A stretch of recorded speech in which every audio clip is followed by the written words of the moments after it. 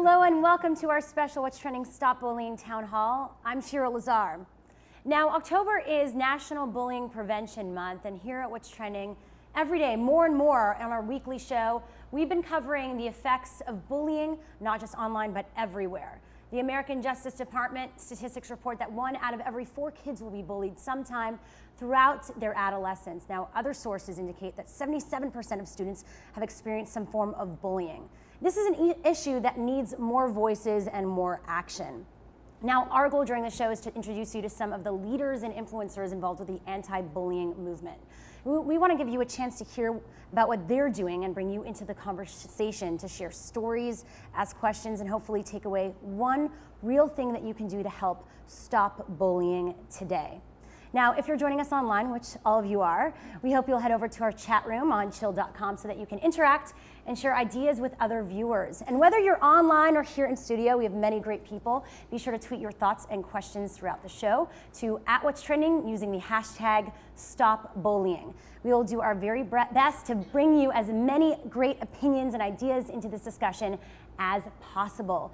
Now, throughout the show, we'll be joined by some amazing guests live in studio and over Skype. Now, sitting here right now, we have actress Brittney Snow from Love is Louder and Laura McGinnis from the Trevor Project. Thank you so much for joining us, you two. Thank you. Now, a big question that we're getting on Twitter and online is, how do you define bullying exactly? Because everyone has a different definition. One of the ways to really talk about bullying is to look at it, we kind of have to change our paradigm. So. Yeah.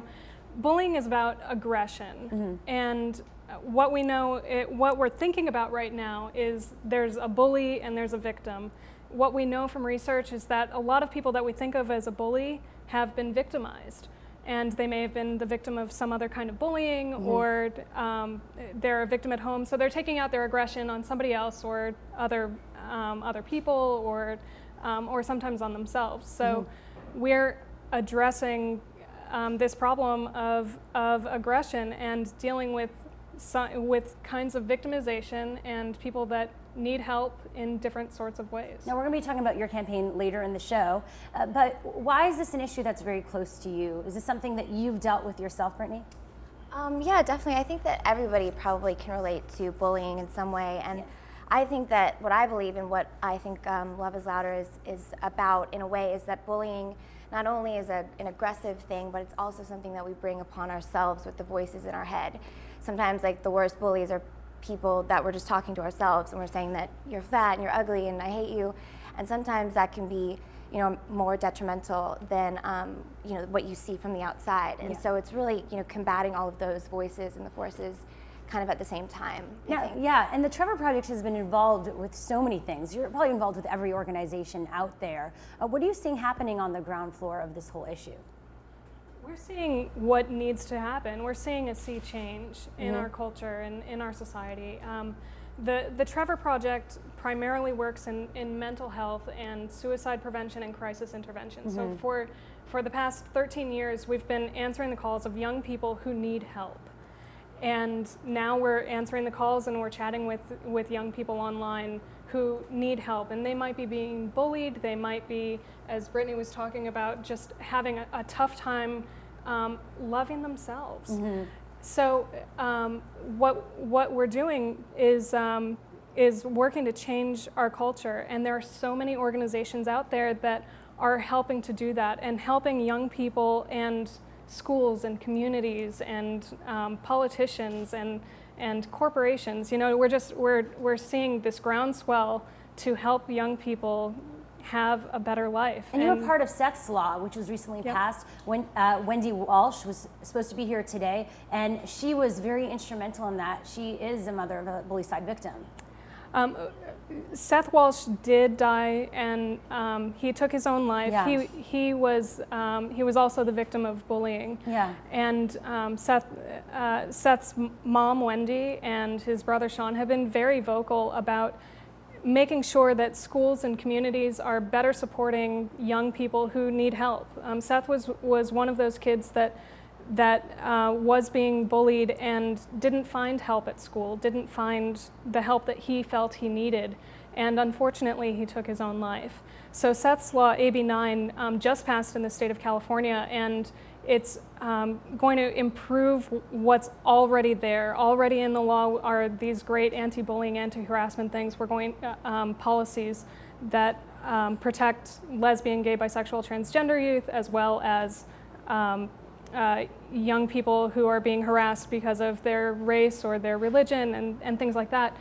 But then it's also supporting it with funding. It's supporting it with resources to make sure teachers are trained and staff is trained. So that's a huge thing. You can you can reach out for help, and if somebody doesn't know how to help you, then where are you going? So Seth's Law is actually going to make sure that everybody in the state is better prepared to help when really people important. are calling out. Now we actually have a question. Melissa, who's our social media correspondent, will be taking all the Facebook, Twitter questions today. Tweet us out what's trending using hashtag WTLive. Yeah, speaking of our children, we have a comment from Cyber Safe Guy, who just wants everybody to know that fighting bullies takes strength and that self-esteem is absolutely crucial. We have a question from our Facebook. Mary Winkenwerder wants to know about the base reasons that stimulate bullying to even take place. She wants to know, is the root cause from simply exposure to bad behavior? Well, it can be.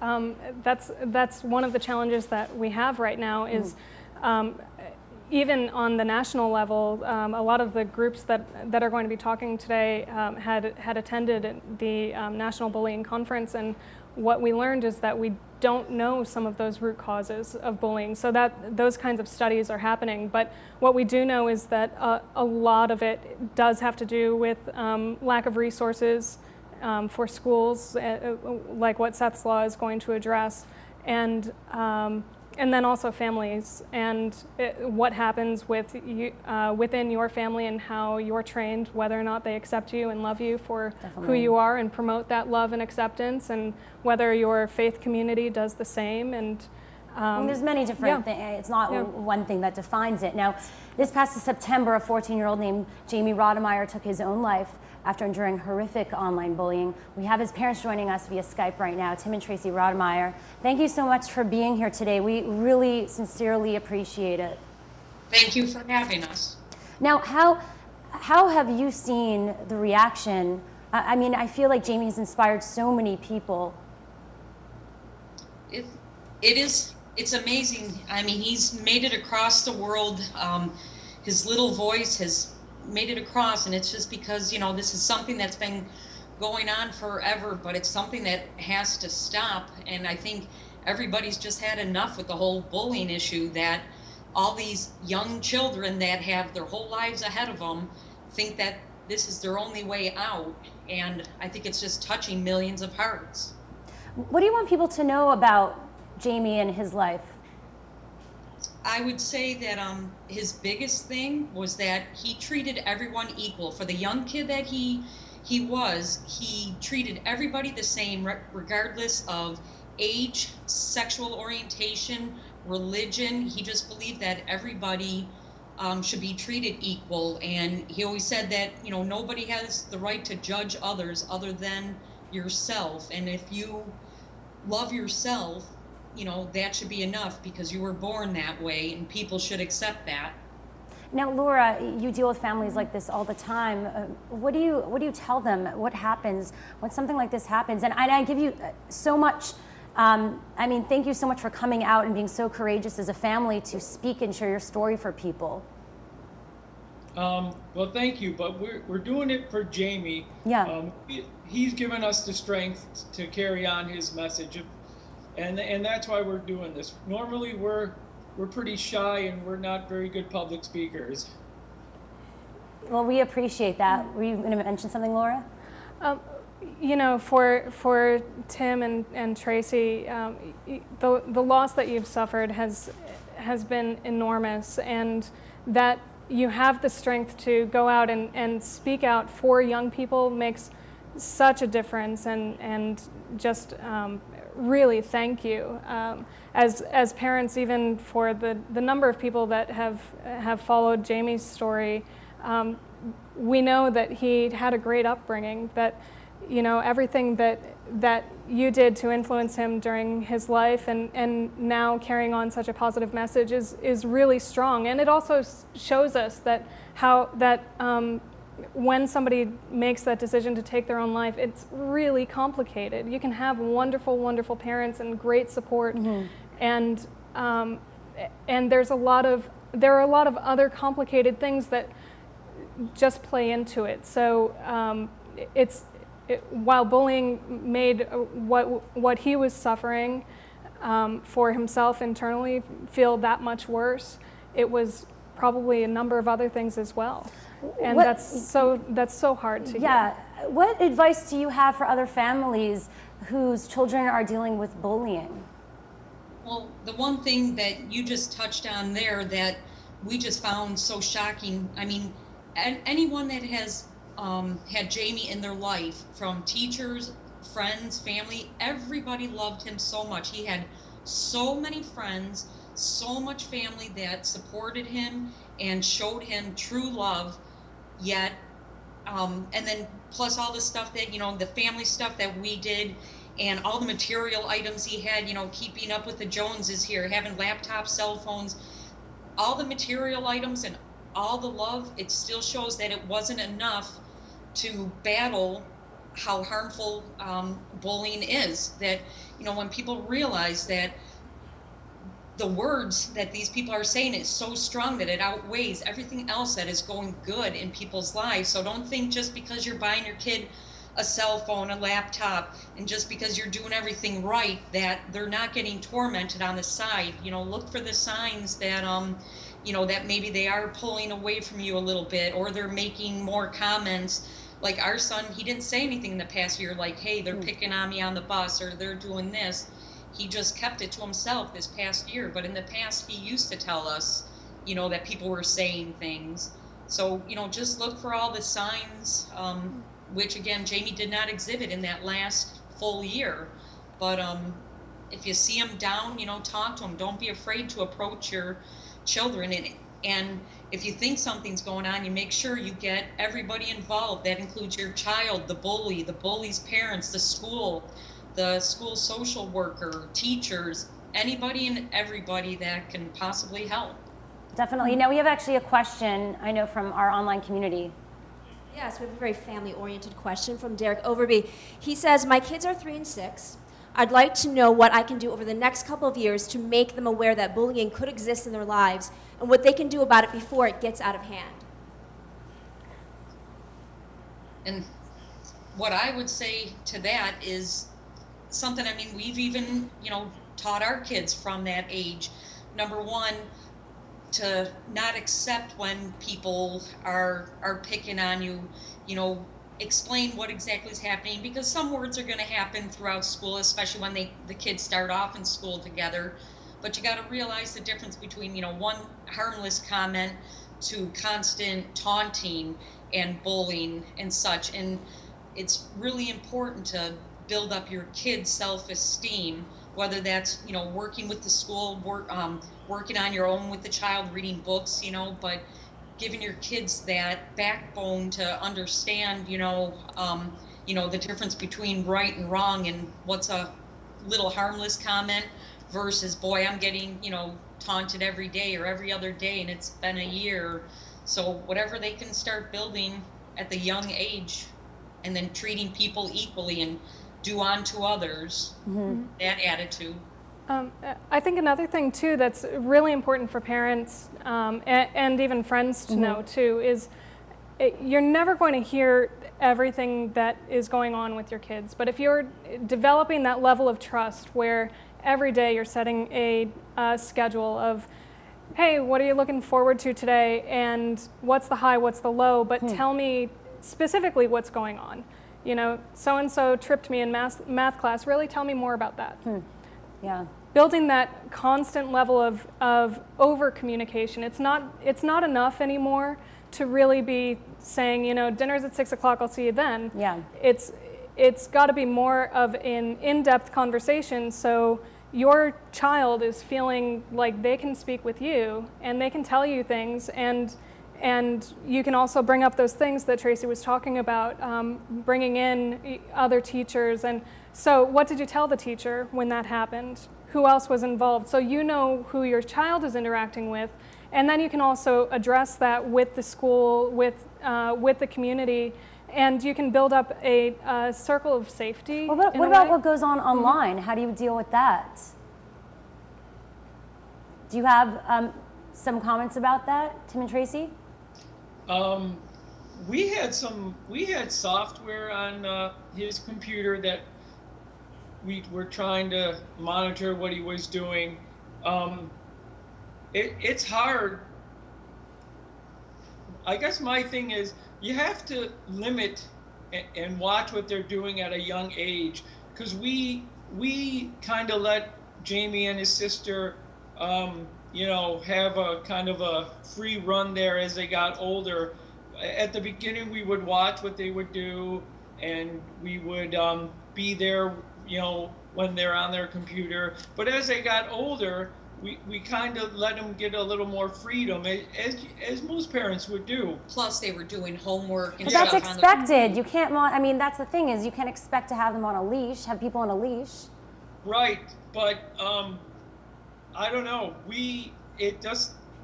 I really don't have a good answer about the online thing, except maybe just limiting their time on there. There are some social networking sites like Facebook that has a reporting tool within it, and you can go to Facebook Safety, and if somebody is bullying or harassing you online, if you're getting cyberbullied on that, you can report it, and Facebook has a reporting system that can help you as the person that's being harassed deal with it, and then can also address that, and they give you tools and other things, and there are other systems where you can turn off comments. You can turn off comments on YouTube, you can turn off comments on Tumblr. And for young people, that's especially important for parents to be sharing that information as well with their children. It's not everybody needs to be commenting on what you're personally putting out there if you don't want that. And you can also turn on monitored comments too. So what you're putting out there and what you're hearing is limited yourself. Well, Tim and Tracy, I want to say thank you so much for sharing your story and inspiring others and continuing on. We really appreciate you being here today with us. Thank you very much. Thank you. Now, bullying is such an overwhelming issue that when it comes to taking action, it can be difficult to know where to start. So one group is trying to help people begin to take action by simply asking them to do something.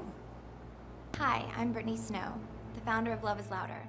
And I know I'm not the first person to tell you that bullying sucks. 160,000 kids stay home from school every day to avoid being bullied. But now for the good news. Bullying usually stops within 10 seconds when a bystander intervenes. See? Someone could have stepped up right now. DoSomething.org and Popcorn, Indiana want you to put your foot down. Text STEP UP to 38383 and we'll send you a pair of footprint stickers. Slap them down where you've stepped up. Hear that? Someone just stepped up to a bully. Was it you? Joining us now via Skype, we have DoSomething.org campaign manager Katie Miller. Katie, thank you so much for joining us. Now, tell us a little about Step Up to Bullying, what you're exactly doing to create action for people in terms of what they should be doing to handle bullying on and offline. Absolutely. So Do Something is all about helping young people harness their energy and their enthusiasm for causes they're passionate about by doing something offline. Mm-hmm. So we teamed up with Popcorn, Indiana and with the lovely Brittney Snow to help young people step up to bullying. And the idea that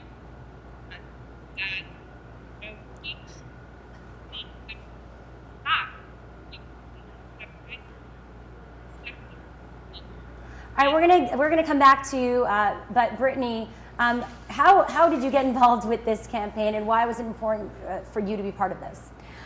I feel bad that I'm like overstepping. No, we're going to be coming back to her in a second. Okay, well, actually, Do Something, I started a campaign with the Jed Foundation and MTV called Love is Louder. Yeah. And Love is Louder teamed up with Do Something and also the Trevor Project. And so I've been working closely with both of the organizations to kind of just put as much awareness around this topic as possible. And I feel like Love is Louder and what the Jed Foundation I kind of came up with was more of a looking from kind of the inside out and actually having a saying that can, because there's always going to be bullies, you know, even when you're older in the workplace. You know, I deal with bullies acting, you know, but it's sometimes like you can't A lot of bad people control. on set. Yeah, a lot of bad people, a lot of people on the internet. You And can't online. read those blogs. Yeah. But you always have to, like, there's always going to be somebody to bring you down, but it's really what you can say to yourself to make it, you know, like, feel better about yourself. Because we can try to control all these people, but we can't control everyone. Now we have Katie actually back on Skype. We were just having some Skype sound issues. That's why we weren't trying to go over her. Katie, are you there? Yeah, I'm here. Awesome. Can you hear me okay? So yes, I'm such a big fan of Do Something. Now, how do you get people from, you know, tweeting and linking and doing all that to actually creating action? Because it's great for the buzz, but how do you get them to actually do something? Exactly. So our goal was to start online and via mobile, and we created a campaign at stopuptobullying.org where people can share what they're doing to step up, either by submitting it on our interactive map or by texting STEP UP to 38383. So they're telling us what they're doing, and when they do, we send them some pretty sweet footprint stickers to visually represent where they stepped up. And then we display their photos that they're sending us of these stickers out there in their schools and communities on the website for everyone to see. So what are you seeing in terms of the stories out there from teens right now? What is the state of bullying and what's going on? So what we're seeing is that it happens everywhere. And on the map that is featured on the Step Up to Bullying site, we're seeing this happening from coast to coast. You know, no one is immune to this problem, which I think we all know by this point. But really what we're seeing is that young people, and teens especially, are seeing their friends respond when they do something as simple as just say, hey guys, knock it off. Really all it takes is one bystander, one peer that you respect, to step up and point out that it's not cool for things to really change and to really stop. It really makes you stop and think twice about, why am I doing this? What's the point? Definitely. And how do you distinguish the difference between someone who needs help versus who maybe can just deal with bullying? Laura. Well, you should always try and help somebody that you feel is being harmed. I don't know. I honestly don't know. Because that's a big issue. I mean, some people don't know who they should be, you know, who needs help. When there's a kid out there who's this is happening to them and they feel, oh, they don't need help, they can handle this themselves. How do you deal with that? I feel like it's a lot about communication, I guess. I mean, I know that there's different groups, and, you know, when I was in high school, I mean, everyone's been bullied, but I was bullied, and, you know, it wasn't necessarily cool to, like, go up to somebody and be like, hey, talk to me. You know, that's not what's going on in schools. But I feel like the more that there's kind of an awareness that it's not cool anymore to, like, put people down and make fun of people's outfits, you know, it's kind of just, you know, to put it in a way where it's over, you know, and, like, people need to just, because it's really becoming, of course, you know, taking people's lives. And I feel like the more that we're doing this, like, online and social media, it's getting the word out there, which are bringing groups and cliques together and making guys, you know, get along with guys and girls, and regardless of their orientation or gender. Yeah, and being more accepting. And making sure that there are resources out there that, you know, you see somebody who is being victimized and you just say, you know, hey, can I help you out? What do you need? Or you stand up to them, and just leading by example. Yeah. And it's okay to say, hey, talk to me. Because somebody like the Rodemeyers were talking about, you know, Jamie wasn't talking about what he was experiencing. We know that he blogged about it, but he wasn't maybe talking about it. He definitely wasn't telling his parents. So as friends, you can totally reach out to somebody and say, hey, just talk to me. What's going on here? So we have a question, Melissa. Yes, it actually falls in line right with what you were just saying. Rachel Coultwell wants to specifically know what she can do to get to somebody to be open about what's going on. She asks, what should I do if I know that a girl is being bullied and hurts inside, but's trying to be strong and doesn't show what she's feeling? So, Katie, do you want to take that quickly? Absolutely. I think our suggestion would be to talk to that person. And Brittney spoke to this earlier, that open communication is really the best starting point. And I think that, at this point, it's never safe to assume that someone's okay. You should always err on the side of over communicating with someone, because all it really takes is just knowing that even one other person is invested in your well-being and wants to help you. Definitely. Well, thank you so much, Katie, for spending some time with us today.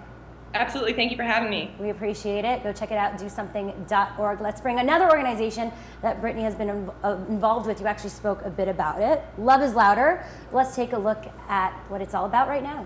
Love. Love Love is louder. Love is louder than abuse, homophobia, ignorance. Love is louder Than intolerance. than weakness. than hatred. Love. Love. Love. Love. Love is louder. Is louder. Is louder. Louder than fear. Oppression. And racism. Love is louder than bullying. Bullying. Bullying. Love is louder.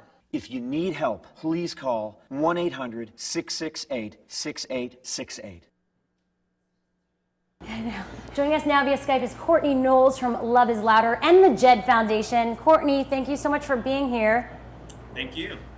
We're going to be going to Courtney in a second, supposedly, but you work a lot with Courtney. How did this all come together?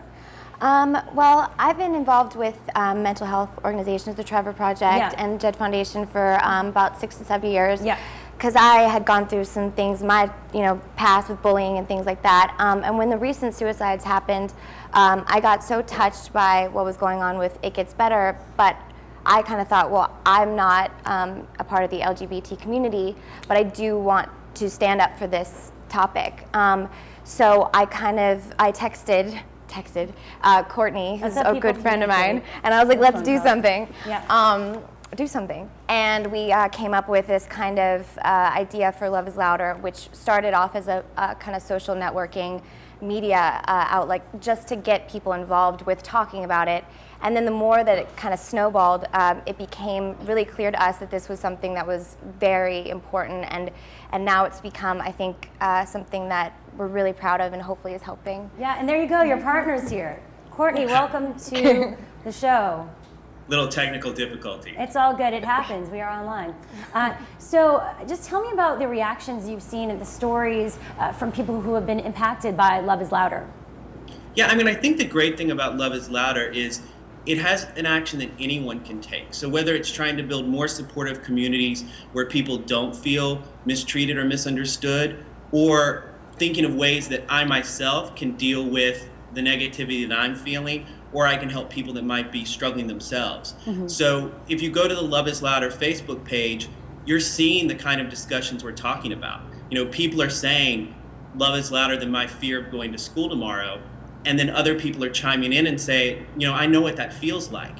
So just having that moment where you don't feel alone and you can take some sort of positive action instead of just focusing on the negative. Mm-hmm. Is there a point where we're inundated by all these campaigns online, and how do you break through and really make a difference?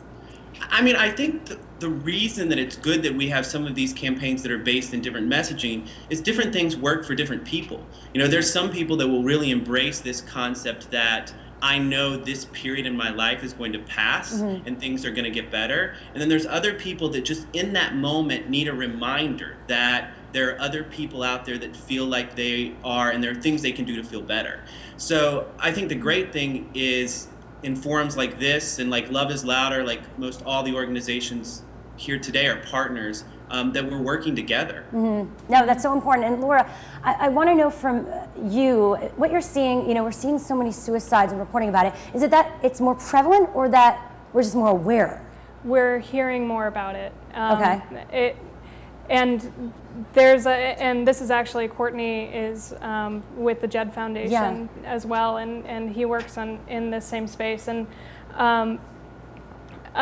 we're hearing more about young people who are taking their own lives, and they really do need, so much of it has to do with their own mental health and what they feel about their own self-actualization and the love that they feel or that they need to feel inside, and then hearing that that love reflected can make a huge, huge difference in somebody's life. Knowing that there's somebody out there that cares about them, that they can go to Love is Louder, they can go to the Trevor Project Facebook page or whatever, they can post something and somebody's going to write back immediately and they're going to feel that love back to them. They can go and watch a video or make a video or do something to engage in a positive way and get a positive response back, and know that there are resources out there that if you need help, there's somebody to call, and there are other people that care about you and talk to you, and it's huge. It can really be big. We actually have someone in our audience who has a question. Yes, we do. We have Brian Roddick here, and he has a question for you all. Thank you very much. Excuse me. I actually have a friend in town from Canada, and we've been spending a lot of time over the last 36 hours. A lot of heated conversations have come up around the difference between Canada and the United States, and it got me thinking about looking at things at a national level. As this is the show What's Trending, are we seeing a lot of suicides around bullying? Is it only a United States issue, or is it something that's happening in other parts of the world at this time? Jed, do you have an answer to that? Sure. I think one of the important things to remember when we talk about people who die by suicide that were bullied is that oftentimes bullying's not the only factor involved. And the reality is there can be one person who's bullied very aggressively and is able to be resilient and cope with that, and there can be someone else who's just, kind of ostracized and made fun of, and that can lead them to be in real distress. So this is about the larger concept of emotional health and taking care of that emotional health, and if you're depressed or overwhelmed, seeking help. So that being said, suicide's a prevalent problem all over the world. And, just like was mentioned before, it's not necessarily that we're seeing a spike in youth suicides. We're seeing higher media coverage of these issues, which is a great thing, but we need to realize this isn't just about bullying. Part of this is about resiliency and coping and speaking up if you're struggling. I also believe it's because everyone's presence is so online that when they do that final blog post or that final tweet, it just gets amplified. I can't even imagine going to school now in high school because of Twitter or Facebook. I mean, when I was in high school, it was just the AOL instant messenger thing, and that was just I'm aging bad. myself. Yeah. But now, I mean, going to a party and something really bad happening, and then it going on Twitter or Facebook, I mean, has to be just earth-shattering. And I think that's kind of adding to the awareness and what's going on right now, is because it's so prevalent. People are really seeing it on such a huge level of it being out in cyber world forever. And so I think that it's almost good in a way, because in the same token we're using the exact same thing that's hurting us to maybe help us by using Twitter and Facebook and all these campaigns and putting it out to a larger number. But we also have to understand this is probably why. Yeah, I'm saying there should be a class on cyber ethics. I mean, this is something I'm sure we'll talk about throughout this hour. What do we do online to empower people to use these tools for good and to be aware when someone is doing this to another person online? How do you intervene? How does that work? Well, and one of the risks with talking about bullying, as Courtney was pointing out, talking about bullying and then implying that it could lead to suicide, is for somebody who is at risk to take their own life, they might draw a conclusion that that's what you're supposed to do. And what our job is as loving, caring people out in the universe is to say, if you're being bullied, talk to me, reach out for help. There's this great counselor at school. Let's change the laws to make sure that we have support in our schools and in our communities, that there are mental health resources, and that people are getting trained on how to be good counselors or good listeners, good mediators. So you can, and making sure that parents can talk to their kids and not feel like there's a barrier there. Yeah. When you're being bullied, you should be reaching out for help. Yeah. And you should be offering help to somebody who's being victimized. Definitely. Well, thank you all for being here today to share that. We'll be moving on with a lot of other people in studio today. Thank you, Courtney. Thank you for joining us from New York. Now, MTV's A Thin Line campaign has been one of the more far-reaching and public organizations that address bullying. Let's take a look at their PSA.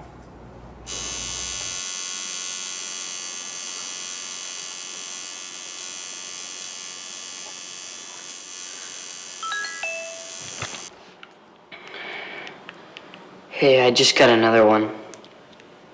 Looks like we're doing Worthless next. I think there's some room on my back. The hurt of digital harassment can last forever. There's a thin line between words and wounds.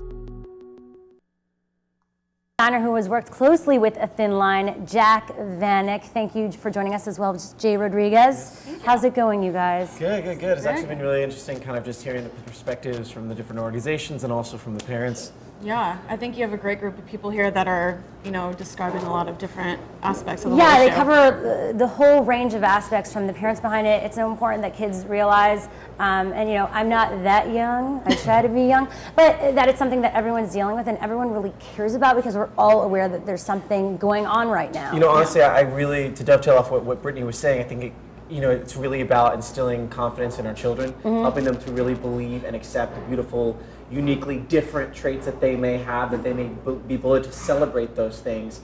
Because the voices that a lot of people struggle with are sometimes internal. And so then if they hear it on the outside as well, that just continues to build and build and build. And so I think the more we can do to build these children up, and I saw on the parents' t-shirts that they had the paws up, which is clearly the Gaga thing, to sort of, you were born this way, to celebrate your uniquely different attributes instead of thinking them as flaws. I think that's something that parents can do. And school teachers and everything else. Yeah, and to go off that and what Brittney was saying is sometimes the biggest bully is within you and it is yourself. And I personally have gone through especially cyberbullying when I was younger, and I kind of think it all has to do with how you deal with it and how you take it personally, because there are some things that you just can't stop and that will always happen and people will always talk, but it kind of comes down to how you deal with it. Also, if you're not rational, though, it's hard to make that distinction. Of course, and I think that's, of course, when, guidance counselors and parents can step up and kind of assess the situation appropriately. Now, how did you get involved with A Thin Line? And because MTV has been really great, they've mobilized, over 1 million youth around this issue, and they also have some amazing statistics around it as well. Yeah, well, one of the statistics is, I think it was 56% of young people have either been a victim or have been involved with cyberbullying before, and that's a huge statistic. Yeah. That's half of the kids ever. So, it's crazy, and it is a very, very prevalent issue that I feel like isn't given the as much attention as it should be, because even though it is cyber and it is online and some people don't make the correlation between that and real life, it's still very detrimental to somebody's life, because we are moving into being, connected 24/7 through the internet and things like that. I don't know what you're talking about. I know, right? No, yeah, we actually have some comments online. Melissa? Yes, we have a comment from Pete62 in our chill room. He says, I think as parents, we cannot always be there. We have to role play with them on how to make good decisions online and in social situations. It's awkward at first, but it gets easier. I also have a question from Michael in our audience here. Michael Ziegfeld, how are you? Good. Can we also talk about, we're talking about the education of the bully and shaming them in their behavior, and we're also talking about the education of the child regarding self-worth. I think there's also something to be discussed about instilling education on diversity, and because I think once we are acclimated to diversity, it then desensitizes how we're feeling about the different people around us. Especially when you're young. I think that's something. And you would to assume we're discuss. so accepting this day and age. It's normal to see someone. Well, we think that. I live in Los Angeles now, and so I think that. But a lot of kids, or if you don't have exposure to people that are very different, which is I think what Michael's saying, you don't necessarily know, and I think fear can often sometimes breed some kind of hatred and stuff. And so I don't know you, so I'm scared of you, and that fear is going to turn into aggression. And so I like to think, I live in Hollywood or West Hollywood or New York, over these big cities. I'm exposed to everything. That's not true for everyone, and that's not always true that if you are exposed to it, that you understand it. And what was it like for you two growing up? And did you feel accepted, I'm or were you bullied bullied? right now? I'm being teased for being the oldest guy on the panel. I want to strap this kid to camera 2 and send him home without any pudding. But I grew up in farm country, and it was very athletic, and genetically I didn't have a chance. I was gay, I was Jewish, I was short, forget it, it was over. My mom sent me to piano class. I just had it on my head, give me a problem. But I had a bully from 1st grade through 7th, which, by the way, I just proves to my mother I can have a committed relationship. But this is obviously part of your routine. it's not. I'm just thinking about it as we're talking. But I had it that way, and then I had it cyber-wise later on. And the bad thing about bullying is it's usually intangible. They whisper to you in the hallway. They send you a little note. I would sit at my desk and I would shake because it was this one kid, and our parents were also social friends. So sometimes we'd see each other in and out of school. Sometimes he would be happy, and sometimes he wasn't. He had a lot of crony. He knew my schedule. I'd be bike riding. That's the thing is, though, this day and age, it's beyond school and the streets, Yeah. right? It lives on 24/7. How, being part of a thin line, how are they teaching people to deal with that digital abuse? One thing that they have taught people, and was actually my biggest weapon in kind of getting over, the harassment and stuff, is indifference.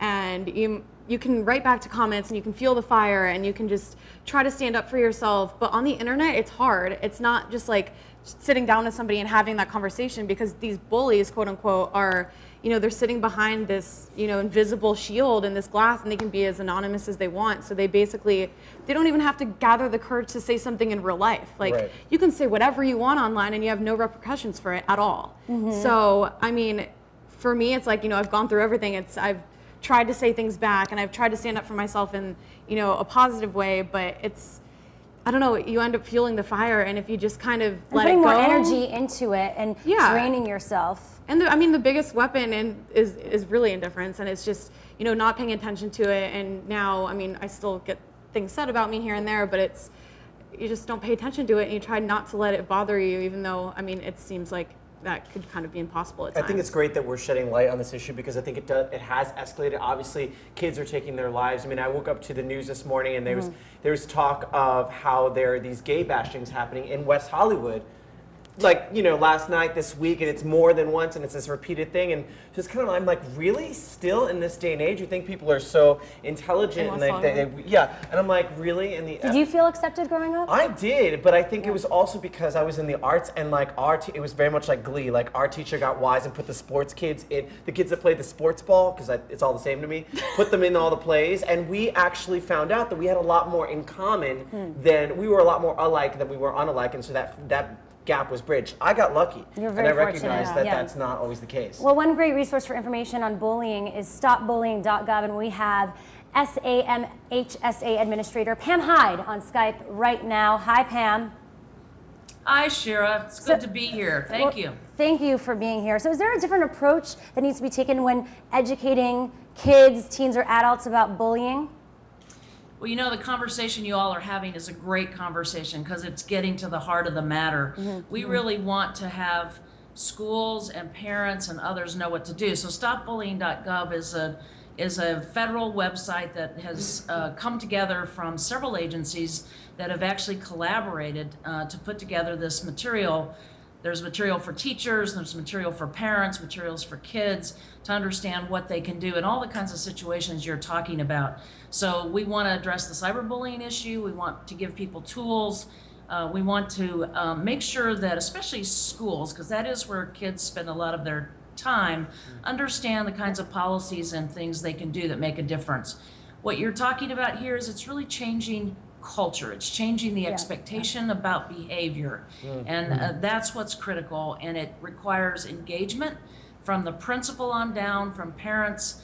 It requires putting together things that give kids a sense of safety and give them adults that they know they can turn to and that they can be sure that will listen to them and will take them seriously and will help them if they have a problem.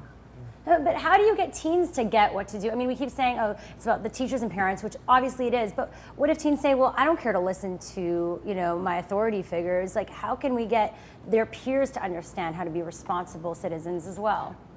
On and offline. I honestly think that the media, in some respects, is actually kind of trying to work bullying into a lot of major storylines in television right now. I know that it came up, and there's a great storyline on a lot of television shows right now, and I think that's helpful because it's especially shows like Glee that kids watch, and I think it's just bringing it to the forefront and making bullying not cool. Like, that's so tired. Like, that's so old. Stop doing that. We're over that. Yeah, well, we actually have comments from our chat room right now. It's actually from our audience. Oh, our audience. I'm here with Noah Margot, who's a former teacher, and he's also a candidate for the Beverly Hills Board of Education. He'd like to ask something.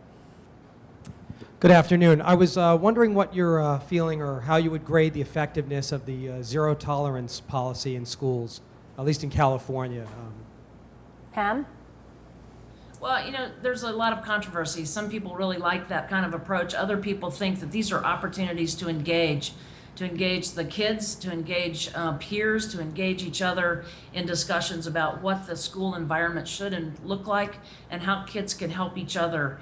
And I think, again, the conversation about just changing the expectation and what's cool and what's acceptable is important. And that's all. And having policies in place that let kids know that there is going to be something done about it, not just ignored or not just pushed away, but something done about it. Because you've already talked about the fact that you can have a no tolerance policy and get someone out of the schoolyard, but then they're on Facebook, they're online, they're already they're continuing the conversation. Yeah, that's the interesting thing. I know the White House teamed up with FormSpring, which is where a lot of this bullying is happening, because you can respond anonymously to people.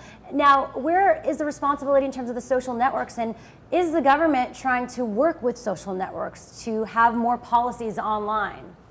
I think there is a lot of discussion with media such as that to understand what their role is in trying to address this. And I think more and more, whether it's Facebook or whether it's FormSpring or others, are understanding that they need to have their own policies and they need to have their bottom lines and what they will accept and what will be acceptable online. So just because you have an online application or a Q&A opportunity or a chat room or whatever, you can't just let anything be said. There has to be some responsibility on the people who support that network. Now, definitely, I'm seeing in the future, just my take, I would love to see community managers. There's community managers who reach out to influencers to get people like us on their networks and to engage. There should be community managers out there following certain keywords. When they see that keyword, they reach out, right? Do you see that future, Pam, as well? I think so. I think looking at keywords, looking at language that's unacceptable, looking at those kinds, again, can't stress enough just having the policy. The reason that's important is because it means you're communicating that there are things that are acceptable and not acceptable. So, and using the technology to identify those words and make it clear that those will not be projected, even on a free-flowing environment such as the 24/7 applications. Yeah, definitely. Well, thank you so much for your time, Pam. We appreciate it. And of course, it's amazing if you follow the hashtag #StopBullying on Twitter. It's amazing to see these discussions. Besides the one right now, you're seeing probably people tweeting us hashtag #StopBullying. When I was following it before this whole live stream began, you could see people talking about it, sharing their stories, reaching out. And it's amazing if you just followed that, you know, one person on a social network or at an organization and reached out to that person who said hashtag #StopBullying at this person is saying mean things, or I'm feeling this way, and you reply them, how big of a difference that could make in that person's life. It's incredible. Well, the KIND campaign is an organization dedicated specifically to addressing female bullying. They have tirelessly toured the country speaking to teens and communities. Here's a clip from their recent documentary. I'm Lauren, and that's Molly. On September 1st, 2009, we packed a minivan with our cameras and our mothers and embarked on an over 10,000-mile-long journey across the country with the hope of establishing a national school program for girls. Raise your hands if you've ever been negatively affected by something that another girl has said or done to you. You know, I still, even today, I never really told anyone how much it hurt. There's one thing we can all be. We may not all be beautiful. We may not all be smart. We may not all be talented. But we can all be kind. The two. When I saw that documentary, it like made me cry. You have to see the clip of it on YouTube. Now we have both of the founders of the KIND campaign here with us today, Lauren Parsikian and Molly Thompson. Thank you so much for joining us. You've been touring the country, I know, and very busy. Yes, well, thank you for having us. We just got back, actually. We were up in Toronto, and we've been on an anti-bullying October tour. Yeah. And so we just got back yesterday. We were in Richmond, Virginia at the University of Richmond, so we're happy to be here. It's so incredible what you guys have done. Before I even got into this, I was following the story and just so inspired by it. Why was it important for you to come together and bring this organization together? Well, the concept of the film, which is how we started this organization, was really rooted in my personal experience from middle school. In 7th and 8th grade, I went through an experience that brought me to a place of actually trying to commit suicide, which is obviously such an important topic now. And so because of that experience, this is something that's been on my heart since I was about 12 years old. And so finding a way to tell this story and to give girls a voice and to just ask the question why this is happening and why we've adopted it as our rite of passage has just been really important to me. So the two of us kind of sat down and talked about doing a documentary, and the moment we turned on the cameras, we were just capturing these heartbreaking stories, and we just saw how willing women and girls were to be vulnerable and honest about their experiences. So we had an idea for a assembly program, and that's where Kind Campaign came to be. And now, over the last 3 years, we've gone into over 300 schools and organizations around the country and have screened our documentary in hundreds of venues as well. So what are you seeing on the ground floor in the trenches of all of this, what's going on at schools and what young women are feeling and kids? It's, I think two things really stick out. You know, the sadness in girls specifically, and the hurt from the experiences that they've either gone through or are currently going through. I mean, we hear stories every single day that just break our hearts. But I think the reason why we love doing what we're doing and going into the schools with our assembly program is we see so much hope within girls, and we see the longing to stop this behavior and to create change. And so, you know, that kind of keeps us going and inspires us to continue doing what we're doing, because we see change created within our assembly program and the interactive features that we do with the girls. One in particular, kind of our favorite part of Kind Campaign, is the kind apology that we do with girls, and we give them the opportunity to apologize for something that they've done or that they've said or done. And it's just incredible to see girls talking about the things that, you know, they're going through, and friendships mended in tears and hugs. And so you're bringing really all these incredible. girls into one assembly and saying, you write down something, you apologize to someone, right? And go up to them in person and apologize to them. Yeah, we have a whole program that we follow within our assemblies, but at the end we have interactive features. So starting with the Kind Pledge, girls take a pledge to take some sort of action step to bring an end to this issue, or even just an action step in how they think and treat themselves, because that's obviously a huge part of this as well, our own self-confidence. And then that's followed by the Kind Apology, and we literally sit there and watch girls get up in the middle of our assemblies and walk to the other side of the room and hand apologies and embrace and hug. It's just How the do you most get them incredible. to do that? I mean, it must be, these are people that obviously aren't confronting these issues for a long time. I think a lot. Oh, we do that a lot. I think a lot. Oh, I thought we did it again. No, go for it. I think a lot of it has to do with our age, actually. We go in and we share our stories, and we're in our early 20s. We were sitting in their chairs just a few years ago. Yeah. So I think we get on this really real conversational level with them, and they realize we've been there and we relate, and it's not their parent or their teacher going in and talking about it. So they're really open and honest about their experiences. Yeah. We actually have someone in the audience that has a question right now. Yes, I'm here with Amaya. She's in 7th grade, and she has a question for the Kind Campaign. All I want to say is that any type of bullying is 100% wrong, but how can we stop cyberbullying with the freedom of speech? Wow, that's a great question. It's You're a- very well yeah. spoken. Yeah. You know, I think cyberbullying is such a hard thing, like we've been talking about throughout this entire program, because, you know, before we could go home and kind of escape these things if we were dealing with something at school, but now it is 24/7.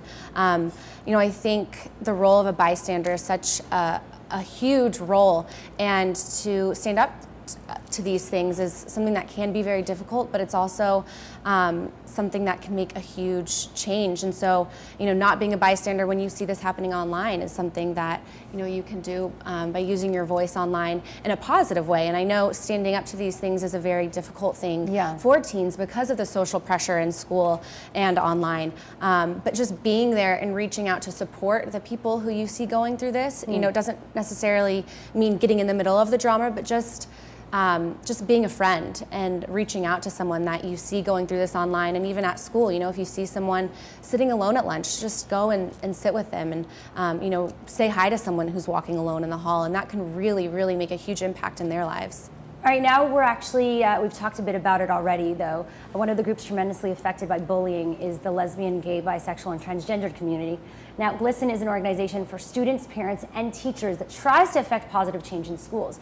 We were actually at the GLSEN Respect 2011 Gala recently and had a chance to hear from Honoree Chaz Bono and others. Take a look.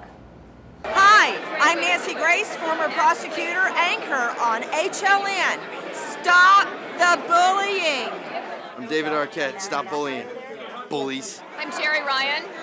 Stop bullying. For our kids, it's really difficult to have to go to school every day and know that you're going to be, you know, harassed, called names, you know, even physically assaulted is you know, there's no reason or excuse for it. You know, these horrible words that are said, whether it's across, you know, the internet or face to face, I think it leaves, you know, a mark that is, you know, sometimes permanent. So we all need to raise awareness and raise our children to be loving and kind to each other and compassionate and non-judgmental. It's very, very hard for gay kids to find that safety net, which is why work that GLSEN does and GLAD and Alliance Days are really important, because we need to tell our kids, especially our gay kids, that it doesn't matter, people still care about you, and you always have an ally. Get a safe school kit. Get a GLSEN kit in your school. It helps. It gives these kids a place to go and a safe person to talk to.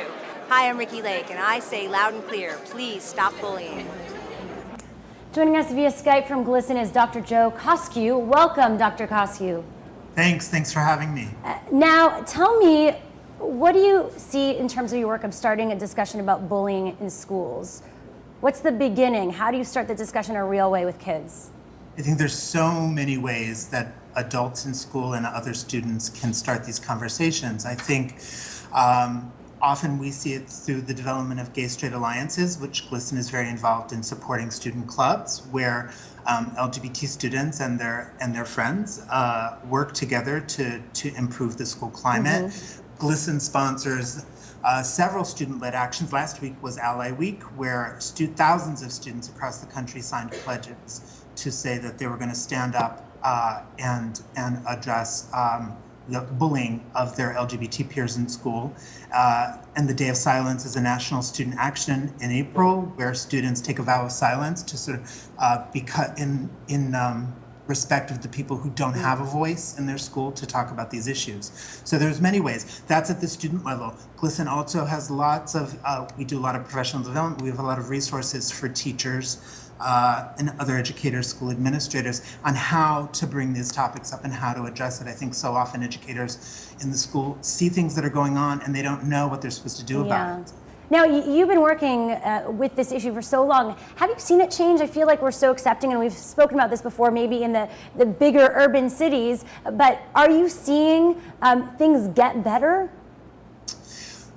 We see, so you're talking to a researcher, so. Yeah, that's why I asked. Right, I know, and we do research every 2 years, right? So I'm gonna give you a geeky answer.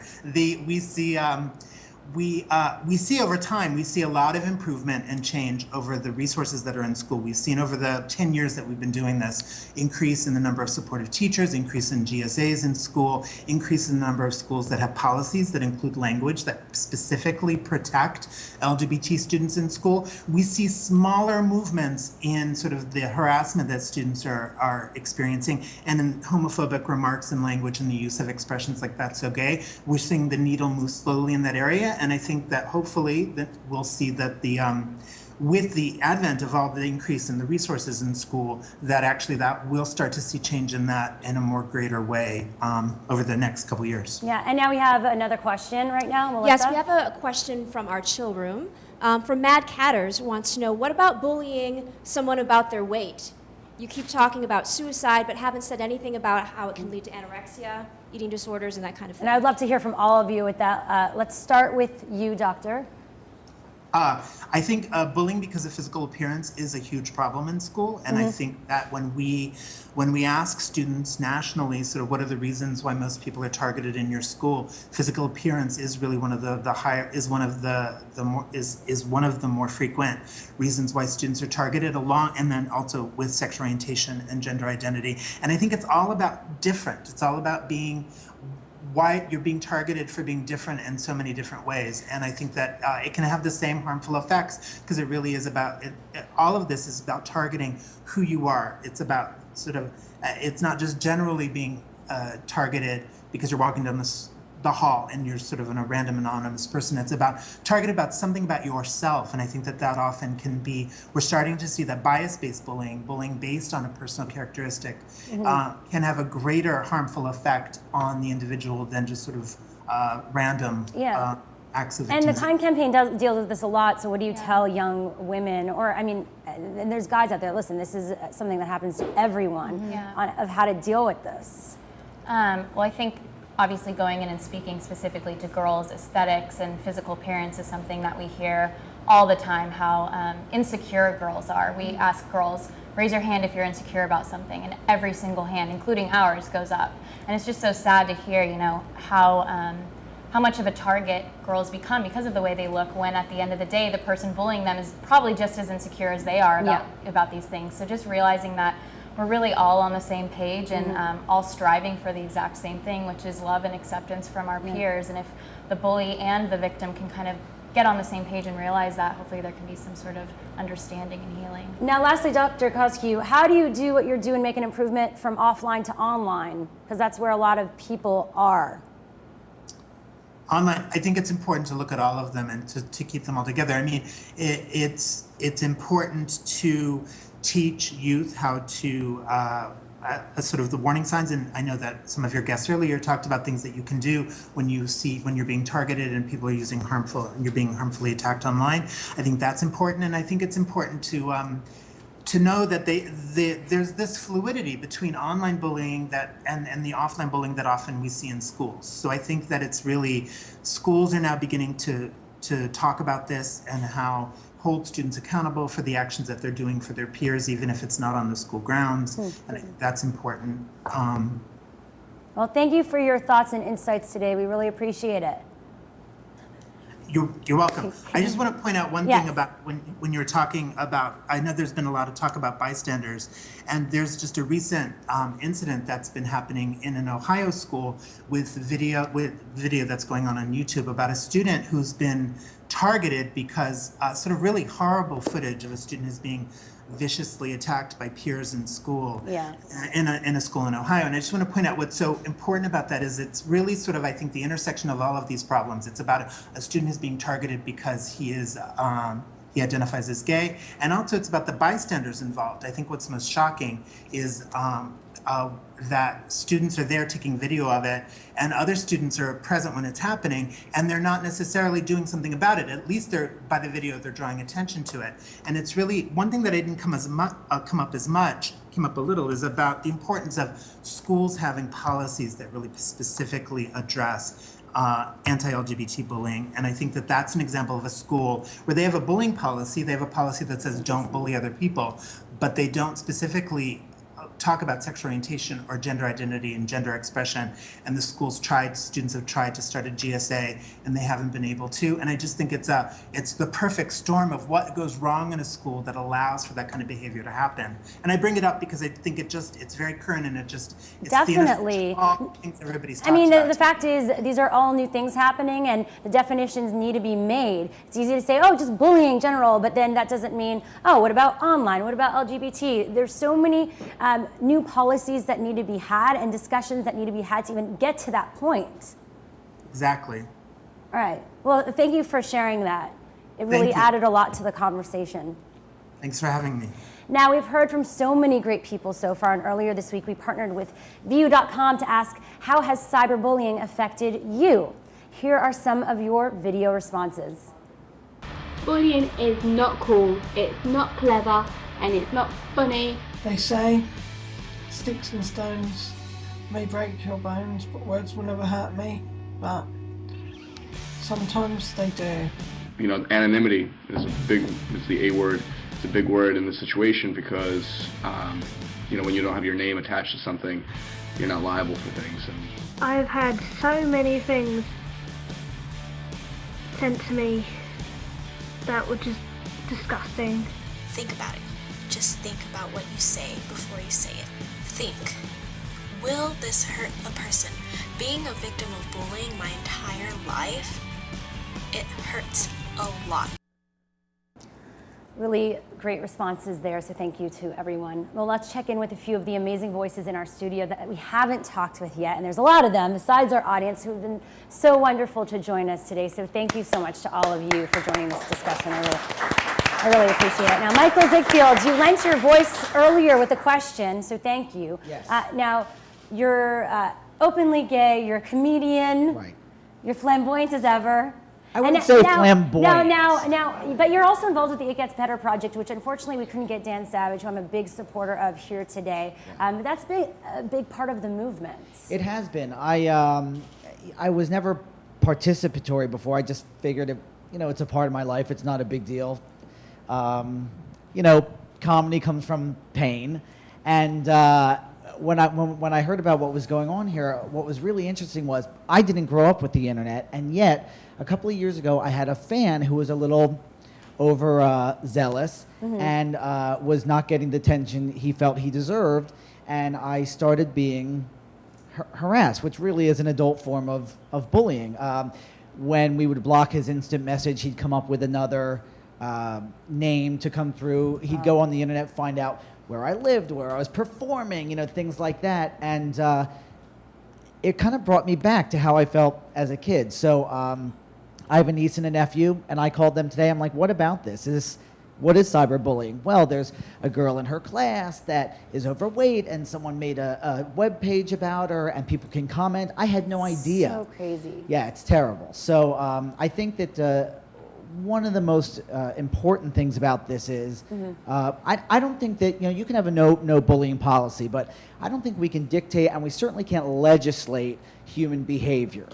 It's just not going to happen. I think the most important thing is it kind of when everyone was talking, it reminded me of living in New York when I saw someone maybe pickpocketing or someone in the subway doing something inappropriate. The louder I got and shined a flashlight on what was happening, the more people turned around and joined me in what was going on and what was wrong, really shining a light on it. And I think it's shaming it as it's happening is exactly what the doctor was saying as far as people participating. No one says you have to get into a physical altercation. I think that when one person says something loud, everyone wants to do the right thing. Yeah. And so what's one thing, each person I want to go through to each of you, what's one thing we can do today to stop bullying that you want to tell I think people? the most important thing is you can tell a young person bullying's wrong. Yes, they know it's wrong, but it's what I said earlier. It's about instilling, desensitizing diversity.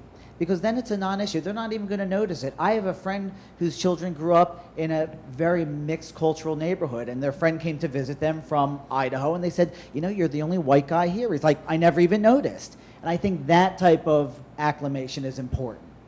Definitely. We also have actor Adam Irigoyen with us today, who many of you may know from Disney shows like Wizards of Waverly Place and Shake It Up. Thanks so much for being here. Thank you for having me. And now it's nice to have you because you are younger than many of us. So what are you seeing? Yeah, not to call us all out. But it's true, we're honest here. So how do you think people your age can get involved and make a difference? I mean, I know when I was growing up, you know, as a yeah, young like person, how many years ago? Like, how many days ago? Hours? No, I mean, when I was in elementary school, it's really silly, but I was criticized highly for my eyebrows, and I know that's like really childish. But and now, you know, on my show, Shake It Up, it's like it's a joke every episode, and you know, it kind of goes to show that, you know, you don't really have to listen to what people have to say about you, because as long as you know that there's nothing wrong with you, it's totally fine. I mean, and when I became an actor, and my dad, you know, he told me, he was like, look, if you make it, there's gonna be a lot of haters, and there's gonna be a lot of people that are gonna try to bring you down, and I knew that, and it comes with the job. And it's not just something for actors, it's something for, you know, everybody around the world. it's something that people have to deal with. And I just think that the more you don't pay attention to any of that, I think that way, if you don't pay attention to it, it's just, you don't think about it as much. We also all live very publicly. You don't need to be an actor right now to be visible online. So what are you seeing in terms of what's going on in the digital space with your friends who maybe aren't actors? I mean, I'm on Twitter all the time, Yeah. and it's just, sometimes I just start clicking on random people's, profiles Yeah. and all that stuff, and sometimes I start looking at these conversations, and people get really nasty. It's really surprising how just crazy these people can get over just some small detail, and I think that again, you don't really have to listen to what people have to say, and Should there be someone monitoring these conversations? I think that there shouldn't be sites like Formspring that you can, reply anonymously. I mean, if you're gonna reply anonymously, reply, like kind of like I love you kind of thing, just rather than as a mystery stalker. Yeah, no, I mean, like more like a secret admirer rather than a total Show hater. positive, be anonymous of positivity, not negativity. Don't be drinking the haterade. Yeah. Nobody likes it. So. Yeah, I know. That's a new line That's for with you. a D. So Okay. we also have Days of Our Lives and 90210 star Freddie Smith, who, interestingly enough, something that you've had to deal with now because you play an openly gay character on One Life to Live. Days of Our Days Lives. of Our Yes. Lives. Sorry. No, that's fine. That's fine. Sorry, that's our bad. Hey, we're No, it's transparent okay. here. It's online. Days of Our Lives, people, go check it out. So, but tell me what it was like getting that role and what came with it. Well, it's interesting because after moving to LA, you do meet a lot of gay people, and you have a lot of gay friends, and it's something from a small town that there weren't many openly gay people in my town. So it was something that when I came out here and met all these people, I was like, wow, Yeah. So it was great for me to take this role because I can shed light on what's going on. Because there is bullying, you do see it, just like Jay said, it's still going on when people are adults. And as adults, we can handle it better, I feel, than children. But going back to the school thing, I feel that bullying they need to be more strict with it in schools. Even in elementary, it's like, oh, you're bullying, you don't get a sticker today. It's like, no, there should be suspension. If you say the F word, you get suspended for 1 day in my high school when I went there. If you're making fun of someone for their sexual orientation, if you're making someone because you're calling them fat or ugly, it's the same thing. It's hate, and I think they should be more strict with it. I think that's how teachers and this way people won't do it. I think that's where we can start. As a victim, I found that I was bullied as well, and you just have to surround yourself with good friends. We all have many friends, but we our closest friends, we can count on one hand, and those people you can talk to because we don't want to feel alone. And I think it's just surrounding yourself with positive people, and the parents should be talking to their kids as much as possible and helping them because they have experience, and I like what you guys are doing as well. I think that's amazing that you can, because they respect you, they're related, and that's what we're doing as entertainers, and for everyone, is we're trying to relate to people, and we're trying to have, because some kids don't want to listen to their teachers, it's not cool. But you have, two beautiful girls come in, and they want to talk to them, and they want to relate, and that's a good thing. What do you do when people are haters online to you with your character? Did you have to deal with a bit of that? I honestly, and this goes out for the cyber part of it, Facebook you can block, Twitter you can block. Don't hear it, be indifferent like someone else mentioned, I forget who mentioned that. Just don't listen to it. And for me, I don't go on the blogging pages. If people like me, I hear it. If they don't, it's just, I kind of just take it with a grain of salt. It's always going to be there. Be strong, love yourself, and it truly is being happy with yourself is the ultimate thing for the bullies and the victims. Find the best part of yourself, make it good, and you have so much to offer the world. It's very powerful. Now, Melissa, do we have some other questions or comments? Sure, we have a Facebook comment from Lindsay Patton. Her question is, what about the people who don't even realize they're bullying? I see a few girls writing status updates, bashing people by name, not at all comprehending the potential outcome of their comments. So do you guys want to take this, Lauren and Molly, because you deal with female bullying, and this could go, it's not even just women that do this, guys do it. I mean, I think I've gotten more cyberbullying or bullying in general being an adult than when I was younger. People would just say, oh, what you said was stupid, what you posted was dumb, like, who do you think you are, you're an idiot, all that stuff. How do you deal with people who just have no sense of what that means and bashing you publicly, putting your name out there? Yeah, I think, one thing that we tell girls when we go into school is just think about the things that you say before you say them. And I mean, this is something that we've probably all heard since we were really little, but if you don't have something nice to say, just don't say it. And I think when that comes from us in the assemblies, like a light bulb goes off in these girls' heads. It's like, oh, it's not my mom or my teacher telling me. Right, it's like, oh, okay, like there's, you know, if nothing good comes from what you're putting out in the world, just don't contribute it. And I think it's hard because there's so much that goes into, you know, being why someone is a bully, and for someone to not know that they're, you know, they're saying these things and they may not understand that they're really, really negatively affecting the other person. It's hard to kind of point that out to that person in a nice way. So I think, yeah. What happens once you leave, though? How do you maintain that positivity you obviously create in that assembly room once you leave?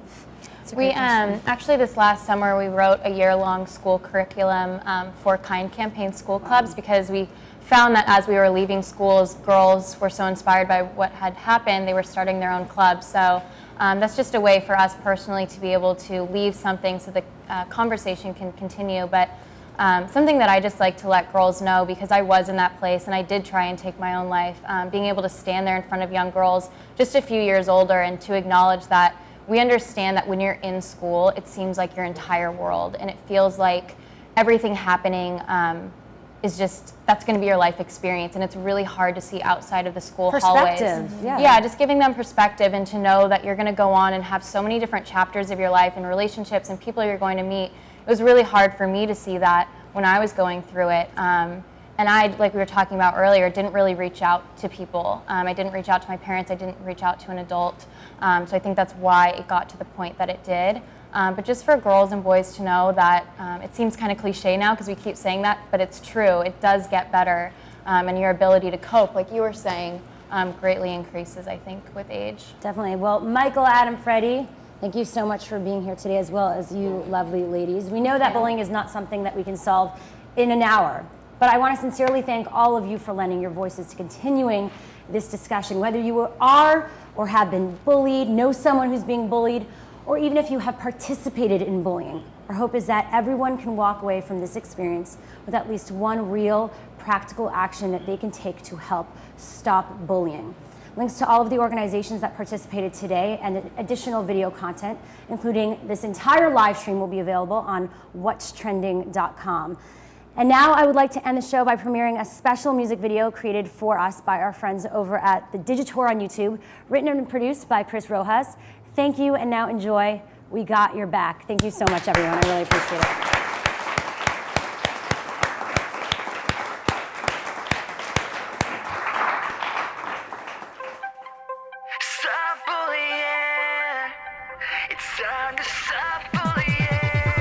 That text she sent seemed innocent, made its way online. Now the kids start to comment. She can't defend, it's permanent. Tears run down her face. That's why we say something's gotta change. 'Cause every single word is an arsenal, and tearing someone down will make you powerful.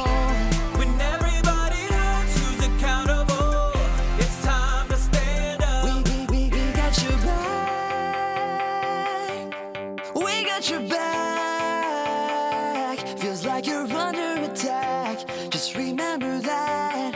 We got your back. We got your back. We got your back. Feels like you're under attack. Just remember that. We got your back. We got your back. We got your back. Feels like you're under attack.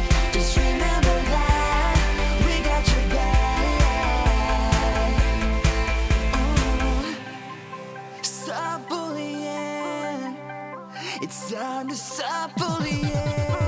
The things he ran through his head, starting with the junk, but everyone's got a limit. They crossed the line, can't press rewind. It's just another case you can't erase. Something's gotta change. 'Cause every single word is an arsenal. So watch if someone down, say something beautiful. When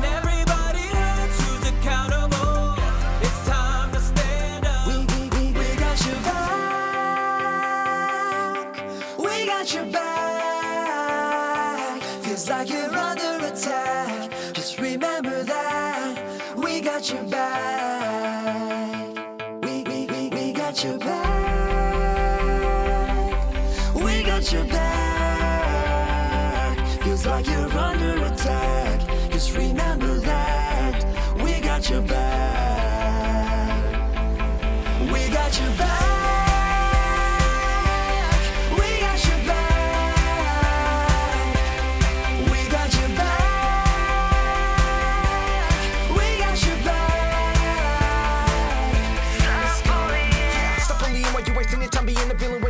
Something to build someone up, hands in the air, cause we'll be right there. When you see the hashtag, just remember that we got your back. Stop bullying. It's time to stop bullying. Stop bullying. It's time to stop bullying. We got your back. We got your back. Feels like you're under attack. Just remember that we got your back. We got your back. We got your back. Feels like you're under attack. Just remember that we got your back. We got your back.